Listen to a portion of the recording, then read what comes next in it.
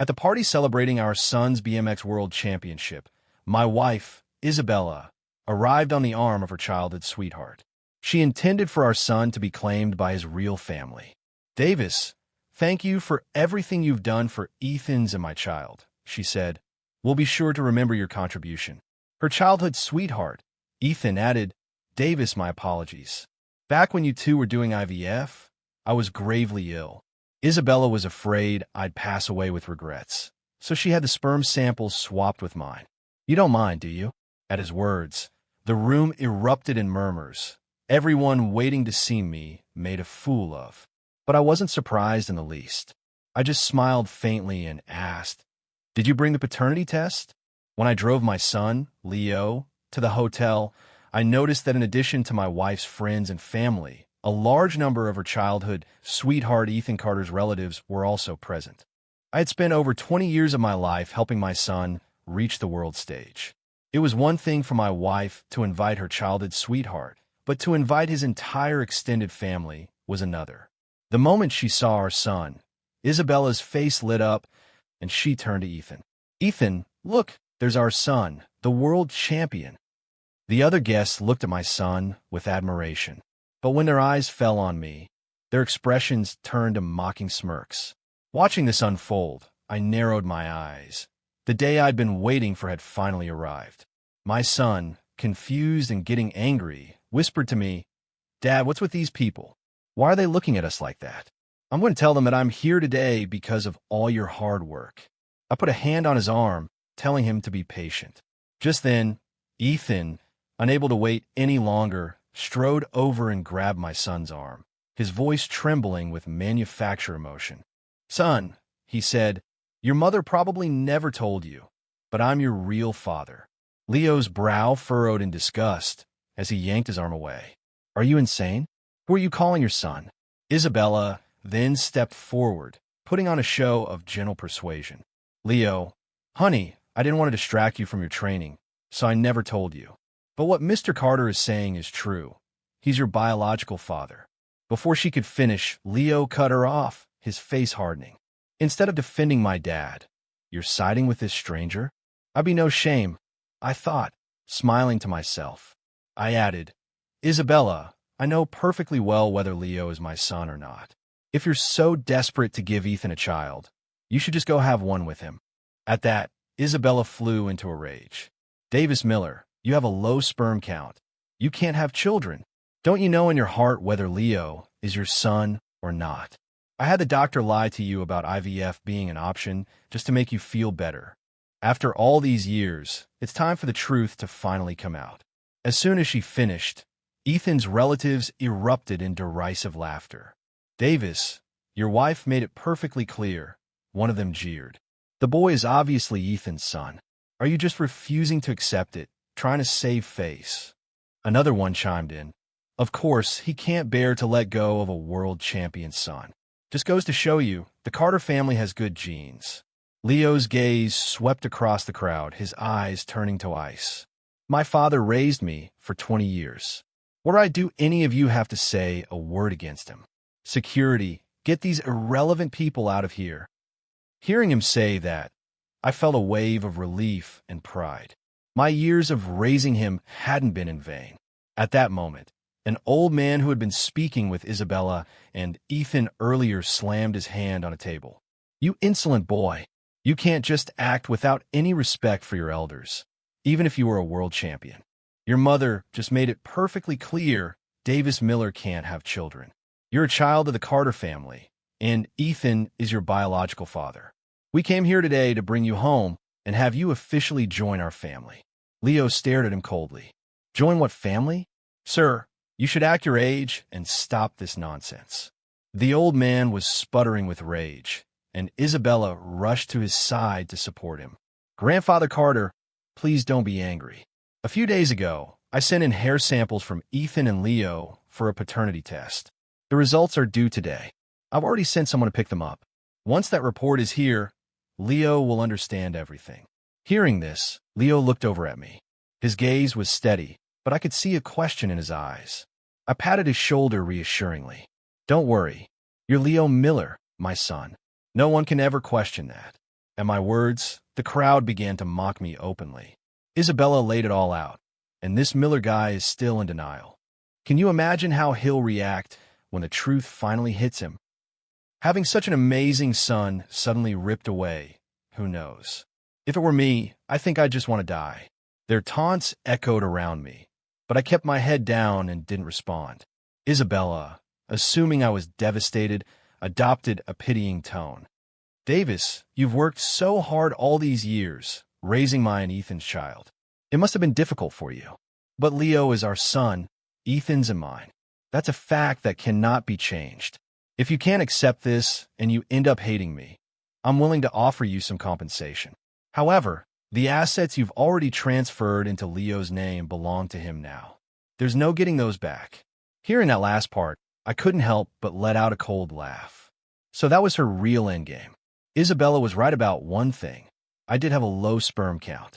What she didn't know, however, was that I had cryogenically stored a healthy sample of my own sperm at a clinic before we even got married, just as a precaution. When it came time for the IVF procedure, I was confused when Isabella told me it was already done before I'd even had a chance to authorize the use of my stored sample. I ended up tracking down the doctor who performed the procedure, and, after a hefty payment, he finally told me the truth. The sperm used for the IVF had come from her childhood sweetheart, Ethan. The doctor had even overheard them plotting to wait until the child grew up and inherited my entire fortune before revealing I wasn't the father. Their reason? They just wanted to watch the comical spectacle of me, blissfully happy one moment and losing everything the next. I was devastated in that moment, but I didn't let on. I didn't confront her. Instead, I arranged for the clinic to perform a second, secret IVF procedure, this time using my own stored sample and an egg that was not Isabella's. I paid an enormous sum to ensure their silence. Over the years, following Isabella's subtle guidance, I played along, gradually transferring my assets into our son's name. This included the very company I used to prop up the Carter family's failing business. In fact, the Carter family business was on the brink of bankruptcy years ago, and I was the one who bailed them out. I always noticed Ethan's unusually affectionate behavior toward Leo. He claimed it was his way of thanking me for my support, and I would just smile and play along. I had been playing my part in their little drama for over 20 years, all for this very moment, to give them the surprise of their lives when they finally came to claim their son. Isabella's brow furrowed in irritation. Davis, what are you laughing about? Can you still not accept the reality of the situation? I replied coldly. I'm laughing at how clever you think you are. And I'll say it again. Leo is my son, and my son only. Your little scheme has failed. But you were right about one thing, I continued. Our son is grown up now, which means I don't have to play these games with you any longer. With that, I pulled out my phone and sent the digital divorce papers to Isabella via email. I've already signed. You should too. Then I turned to my son, Leo. You see what's happening now. Do you blame me for any of this? He shook his head, his eyes filled with a firm resolve that showed he was on my side. Isabella, clearly not expecting me to be so decisive, hesitated for a fraction of a second. But in front of the crowd, she had a safe face, so she just scoffed, fine. You know what's best for you. Then she looked at the divorce agreement on her phone, and her voice shot up. I leave with nothing? Davis Miller, you must be dreaming. Why on earth would I agree to leave with nothing? I held out my hands. You can choose not to sign. But if you continue carrying on with Ethan while you're still married to me, you'll be the talk of the town, and not in a good way. On the other hand, if you do sign, you won't get any of my assets, but you'll be free to be with Ethan openly. Beside her, Ethan raised an eyebrow and shot me a cold smirk. Isabella, what's there to be afraid of? His assets are already in our son's name. Once Leo's affection for him fades, he'll come to us, his real parents. The fortune will be ours anyway. He said ours, confirming he'd been after my fortune all along.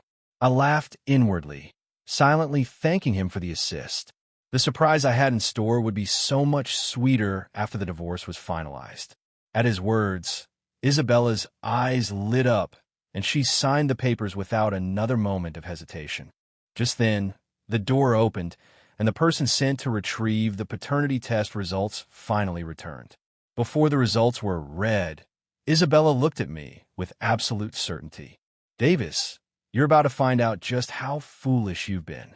Ethan looked at me as if I were an idiot. Daniel, I'm not trying to gloat, but you've used your company's resources to hold me down for too long. Things are different now.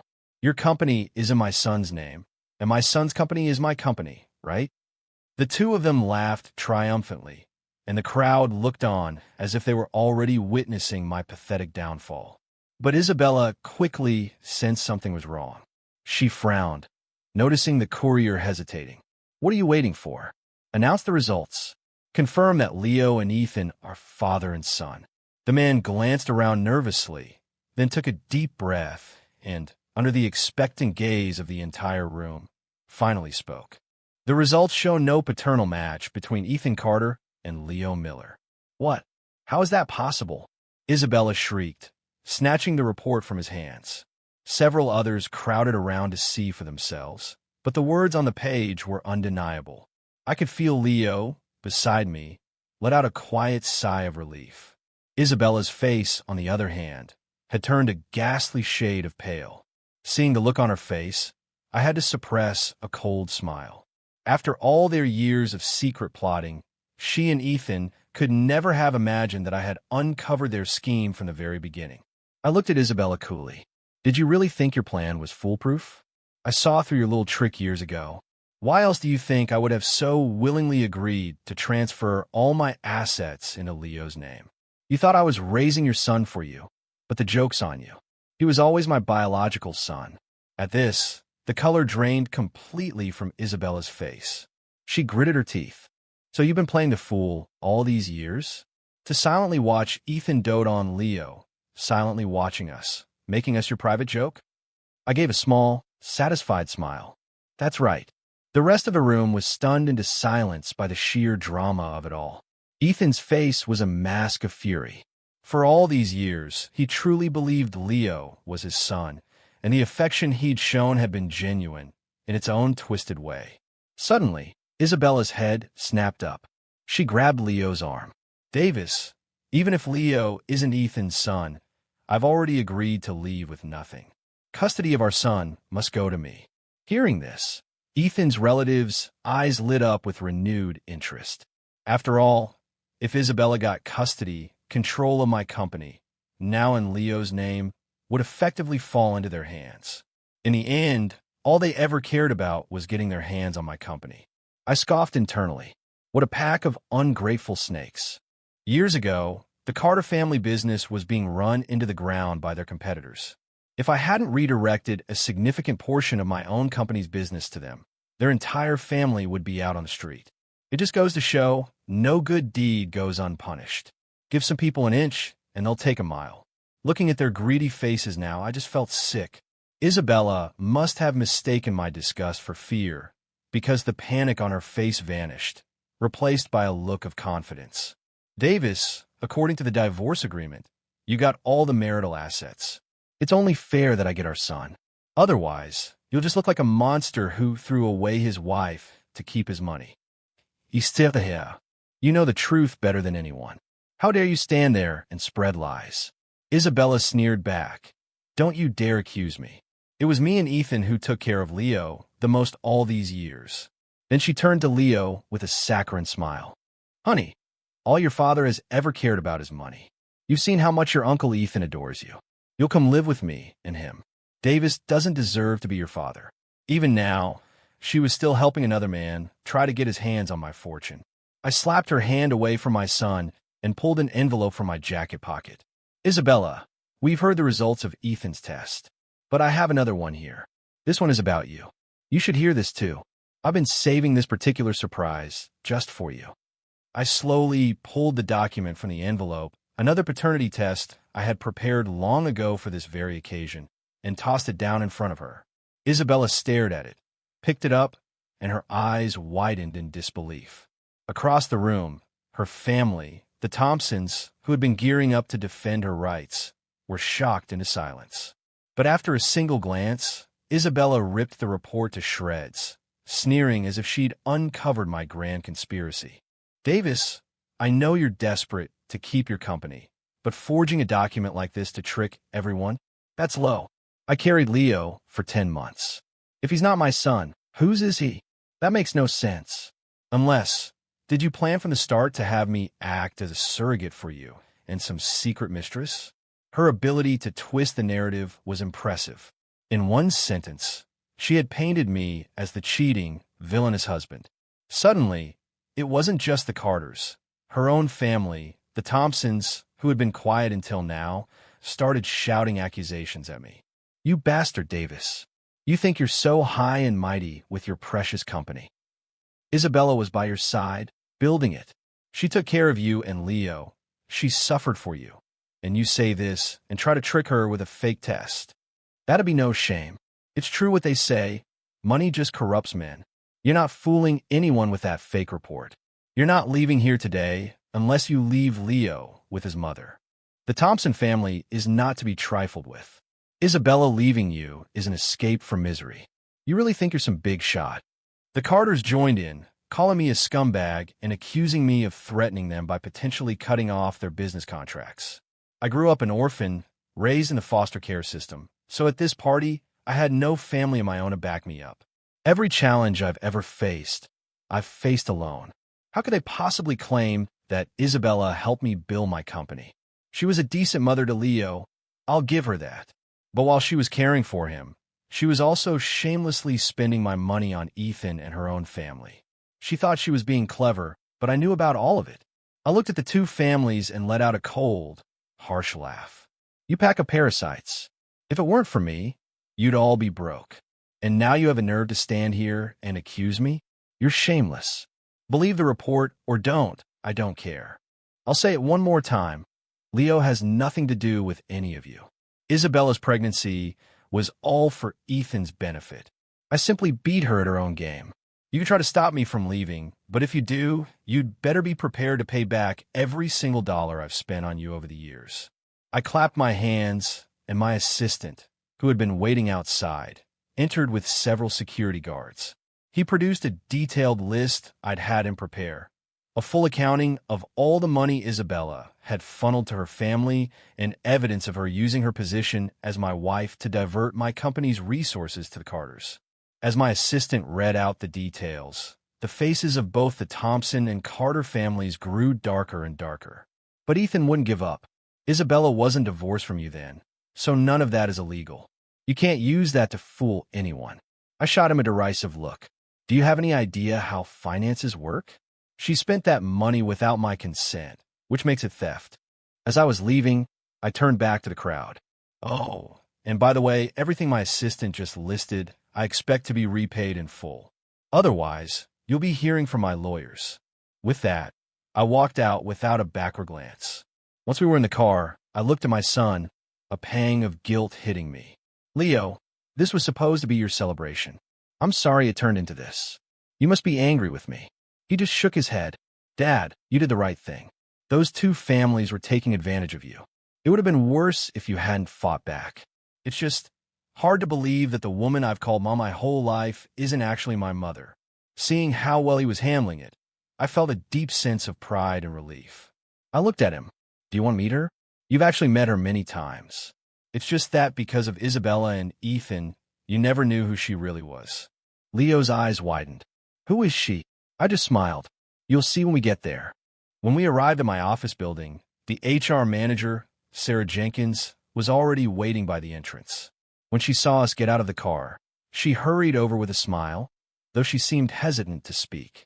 I smiled gently. Sarah, it's time. You two can finally meet properly. Leo looked at Sarah in disbelief, then back at me. Dad, are you saying Miss Jenkins is my mother? I nodded. After I discovered Isabella's plot to swap the samples, I was in a dark place for a long time. I had always treated her well. I couldn't understand the betrayal. My depression caused me to neglect the company, and we almost went under. During that whole time, it was Sarah who stood by me, encouraging me and supporting me. And it was Sarah who, understanding my need for justice, willingly agreed to be the egg donor for my counterplan. To keep Isabella from getting suspicious, I had to move her from her position as my executive assistant to a role in HR. She's never married all these years because, in her heart, she was always waiting for you, her son. I looked at Sarah and said with all the sincerity I could muster, "Sarah, thank you for everything. I know how hard these years have been." Sarah shook her head, her eyes filled with tears. "It wasn't hard. Just being able to watch Leo grow up from afar was enough." Hearing that, Leo's eyes welled up. No wonder. All these years, in my school events and my competitions, Ms. Jenkins was always there in the crowd. "It's because she's my mom." Leo dropped to his knees right there on the pavement and cried out, "Mom!" At that, Sarah's composure broke and she rushed to him. Mother and son embraced, both of them crying. Watching them, a weight I hadn't realized I was carrying finally lifted. In the end, I knew I had wronged Sarah. She had been working in my company even before I married Isabella. I knew back then that she had feelings for me, but I was already committed to Jessica and would never have been unfaithful. I never imagined Isabella would be the one to commit such a profound betrayal. After I found out, my desire for revenge was all-consuming.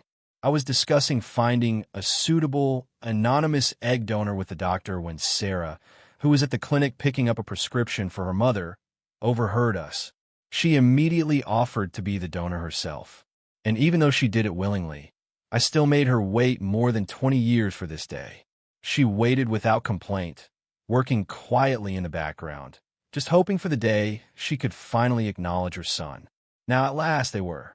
I put my work on hold for the next few days and took Leo and Sarah on a much-needed vacation. Although Sarah and I weren't a couple, the years of shared secrets and quiet support had made us feel like family. I didn't expect, however, that the moment we returned to the office, we would run into Isabella. I saw her from a distance, arguing heatedly with a security guard at the front entrance. "Where is Davis Miller? Tell him to get out here right now.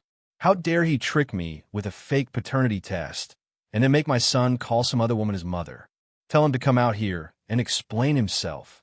The guard looked uncomfortable but stood his ground, blocking her from entering. "Ms. Thompson, Mr. Miller has given instructions that you are not permitted on the premises.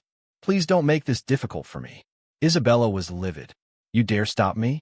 Don't you forget, I'm still his wife." But the guard tried to argue, but Isabella, out of patience, simply shoved him aside and stormed into the lobby. As the guard started to go after her, I walked up with Sarah and Leo. "Mr. Miller, she's been here every day this week. I'll go get her." I shook my head. "It's all right. I'll handle it. You can go back to your post." The guard nodded and returned to the security desk. I asked Sarah to take Leo up to the lounge area, and then I headed straight for my office. When I got there, I was stunned by what I saw. Isabella was tearing the place apart, throwing and smashing everything she could get her hands on. My once immaculate office was completely destroyed. Isabella was now sitting in my chair, fuming, while a crowd of employees gathered at the doorway, pointing and whispering. The moment she saw me, she pushed through the crowd and stormed toward me, jabbing a finger in my face. "Davis Miller, don't think for a second. I don't know what you've been doing. You tricked me into a divorce, and then took my son on vacation with your whore.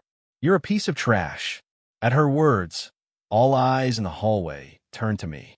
They were my employees, and though they said nothing, I could see the judgment shifting in their eyes. My expression hardened. I looked at her coldly. "Have you forgotten the results of the paternity test? It proved you have no maternal connection to Leo. What are you even doing here?" Isabella's face flushed with rage. "What am I doing here? Ethan and I took your so-called report to a doctor. It's a fake. Even if you could prove he's not Ethan's son, he is still my son." I let out a humorless laugh. "A doctor you found, or one Ethan found? It doesn't matter. A fake is a fake. And another thing, we may have signed the papers, but the divorce isn't finalized. We are still legally married, which means I'm entitled to a share of your assets. I was just giving some of my own money to my family. What's so wrong with that? After all the years I've been with you, is this how you're going to treat me? If you have any decency left, you'll drop that lawsuit. If you don't, you'll regret it." I laughed to myself. After all that rambling, she finally got to her real point. While I was away with Sarah and Leo, I had my legal team compile all the evidence of Isabella's fraudulent transfers to her family and her diversion of resources to the Carters, and then file a lawsuit. They must have received the court summons. That's why she was here, making a scene. She was trying to intimidate me into dropping the suit. She was overestimating her influence. Her betrayal had killed any feelings I ever had for her long ago. I was about to respond when Sarah appeared at the end of the hall. "Davis, Leo needs to talk to you about something." "What's going on here?" Sarah was still in her casual clothes from our trip, so she stood out from the other office employees. The anxiousness in her voice drew everyone's attention. Isabella's eyes immediately locked onto her. "So, Davis, this is your mistress? You can't hide it from me. You weren't at work because you were off with this whore, and you dragged my son along with you." Sarah was a gentle person by nature. Though her face flushed with anger at the insult, she only managed to say, "I'm Mr. Miller's HR manager. You have no right to say such things." Isabella laughed cruelly. "No right? Then explain this." She brandished her phone, showing a picture of me, Leo, and Sarah holding hands at an amusement park. "You whore, you still want to deny it? You have some nerve, stealing another woman's husband." Before Sarah could even respond, Isabella lunged forward to slap her. I reacted instantly, grabbing Isabella's wrist and yanking her back, causing her to stumble and fall to the floor. Just at that moment, Ethan appeared out of nowhere, phone in hand, capturing the exact moment Isabella fell. For a second, I was confused as to how he'd even gotten into the building. I found out later he'd slipped the guard a $100 bill and claimed he was a client. Isabella, who had been feigning injury on the floor, suddenly climbed to her feet with a smirk after Ethan had taken a few photos. "Davis, I told you," she said, her voice dripping with venom. "Drop the lawsuit, or I'll make you pay. You know how powerful the internet is. Once public opinion turns on you, let's see how long your precious company survives." It all clicked into place. Her emotional outburst was just Act 1. Their real plan was to destroy my company through a public smear campaign. Even if Sarah hadn't shown up, they would have manufactured a similar scene. Sarah calmly told the onlookers to disperse, then turned to Isabella. "Ms. Thompson, it's true that Leo is my son, but Davis and I have done nothing wrong. I would never have been in this position if you hadn't betrayed him first. If the Thompson and Carter families just return what they took from Davis, we can all move on with our lives." Isabella didn't answer, just stared at me, waiting. I knew she was waiting for my answer. I gave her one word: never. "Then we'll just see about that," she spat. With that final threat, Isabella and Ethan turned and left. Sure enough, that very evening, a video appeared across all of Isabella's social media accounts with a title like, "Millionaire CEO Assaults Ex-Wife for His Mistress." It featured the photos Ethan had taken of me with Sarah and of Isabella on the ground after I'd pulled her away. Nothing was blurred out, and since Isabella and I had many mutual friends on Facebook, the post spread like wildfire. Immediately, friends who didn't know the whole story started commenting, asking what was going on. Closer friends sent me private messages on iMessage, asking for my side of the story. But the real damage came from a wave of online strangers jumping on a bandwagon. What a scumbag. Has a mistress, abuses his wife in public, and tricks her into a divorce. And this guy runs a company? If he's a CEO, then I'm the president of the United States. I heard a rumor this guy is right here in Chicago. His name is Davis Miller. A lowlife who treats his wife like that probably treats his employees even worse. Someone should do something. As expected, my company's entrance was soon blocked by protesters holding signs demanding justice for Isabella. The business was immediately impacted. Clients started questioning our company's integrity, and several major deals we were about to close were put on hold or canceled outright. But I was ready. I had my team release a counter video, a clear and concise explanation of the facts, complete with security footage of Isabella and Ethan's affair. I also had my legal team serve them both with cease and desist letters for defamation. Given the severity of the libel, they were informed that failure to comply would result in further legal action. At first, they ignored it, but they finally realized how serious things were when the police showed up at their door to question them about the fraudulent transfers. Their whole plan was to force me to drop the lawsuit against their families, and they were even shameless enough to think they could still get custody of Leo. It's safe to say their plan had backfired spectacularly. In the days that followed, under pressure from the ongoing investigation, Both Isabella and Ethan were forced to issue public retractions and apologies for their defamatory video. The story became a trending topic, and for a long time afterward, Isabella didn't dare show her face in public. She couldn't even leave her house without wearing a hat and sunglasses. During this time, however, she kept sending me threatening iMessages, saying that if I kept pushing, she'd make sure I regretted it. But what more could she possibly do at this point? She had brought all of this on herself. You reap what you sow. The public backlash against her was immense. Isabella became a social pariah, and Ethan wasn't faring much better.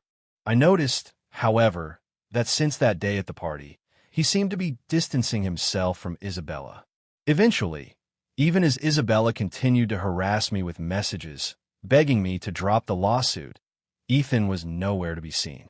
Finally, unable to take the pressure, she broke down and messaged me, begging, "Davis, please, can you make a statement to clear my name? If this goes on, I don't know what I'm going to do." Reading the desperation in her words, I felt a grim sense of satisfaction. After all the years we'd been married, I felt not a single shred of pity. I replied coldly, "You should go find Ethan. He's the one you should be talking to." She sent another message, but I just blocked her number. There was no reason to keep a line of communication open with her anymore. In the weeks that followed, my life settled into a new rhythm, working at the office and spending every other moment with Sarah and Leo. Leo, free from the drama, continued to excel, winning several major competitions. And Sarah, who had harbored feelings for me for so long and had been my silent partner in business and in life, was finally by my side.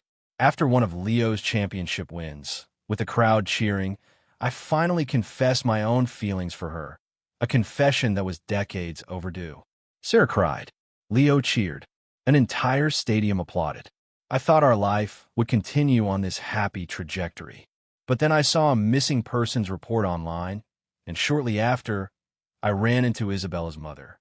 The moment she saw me, she rushed over, sobbing, "Davis, please, you have to help me find Isabella. She's been missing for weeks. The last time I saw her, she said she was going to your office. Her phone goes straight to voicemail. I filed a police report, but they haven't found anything. I'm so worried something terrible has happened. Please, help me find her. I promise, we'll pay you back every penny she ever gave us." I was inclined to walk away, but Sarah put a hand on my arm. "Davis, she was last seen at her office. My assistant just messaged me that the police were there today to collect security footage. Even if it's not for her, we should look into it for the sake of the company's security." I nodded and made a call to my head of security, instructing him to cooperate fully with the police investigation. The next day, my team found something. They had a lead on Isabella's location. Following their directions, I arrived at an abandoned, unfinished building on the outskirts of town. The place was deserted, a perfect location for crime. In a bare concrete room, I found a disheveled woman. Isabella's mother, having heard we had a lead, had followed me there. It was Isabella. She was tied to a wooden frame, her body covered in welts, completely exposed. It was a horrific sight. We were all stunned into silence. She lifted her head and saw me, her voice a weak rasp. "Davis, please help me." I immediately took off my jacket and covered her with it. Her mother was already hysterical, screaming, "Who did this? What kind of monster would do this to my daughter? That monster? Oh, my baby girl." Isabella started crying too. "Mom, it was Ethan. He tricked me into swapping the sperm samples all those years ago because he has a low sperm count too. That IVF was the Carter family's last hope for an heir. When he found out Leo wasn't his son, he just snapped. He kidnapped me.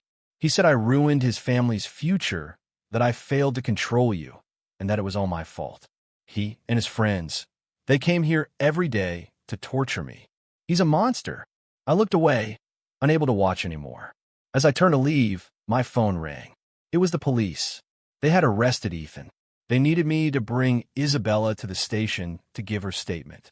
At the police station, the moment Isabella's mother saw Ethan, she lunged at him. "You monster! How could you do that to my daughter?" Ethan just sneered. That useless woman. She couldn't even handle one simple task, and she ended up bankrupting my family. She got what she deserved. Enraged, her mother grabbed a baton from a nearby desk and tried to attack him. The police pulled her back, while another officer took down Isabella's official testimony, detailing everything Ethan had done. As we were leaving the station, a gaunt and broken Isabella looked at me. Davis, about what happened all those years ago. I was wrong. I cut her off. Don't. There's nothing left to say. We have no connection anymore. In the distance, a car pulled up to the curb. Sarah and Leo got out, smiling as they walked toward me. Looking at them, a profound sense of peace and happiness filled my heart. This, I thought, is what a real family looks like.